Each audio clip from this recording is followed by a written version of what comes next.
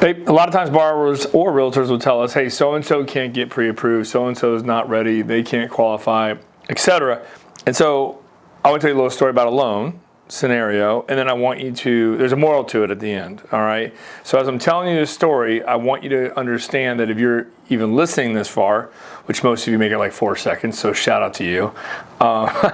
There's like this scenario is going to tell you about a borrower that didn't think they could close, didn't think they could own a home. And so as you're listening to this, if you're that person, understand that you may be able to own a home. Okay, I want you to try to apply. If you remotely want to own a home and you think you can't, I'm telling you right now to still apply. I don't care what happened. I care about the foreclosures, okay? I don't care about bankruptcies, divorce, whatever. I want you to apply and go through the process, all right? Listen up, here's a story. Enough speech. The 2 borrowers, okay, engaged, and one borrower, by the way, came to me, didn't think they could get pre-approved. The realtor said, hey, go call Tim, go through the process, see what happens. Again, coming to me thinking they can't get pre-approved. The first person had 2 different jobs, okay, nanny for both of them. She was a nanny part-time for 2 different companies, 2 different people. Both those people owned companies. The companies paid her, like a landscaping company and an auto mechanic, let's just say, paid her as the nanny, all right? Weird. Okay, part-time, not easy to do. She didn't make enough on her own, needed boyfriend's income. Self-employed, okay? He did not claim enough in income, couldn't use his tax returns. Bad.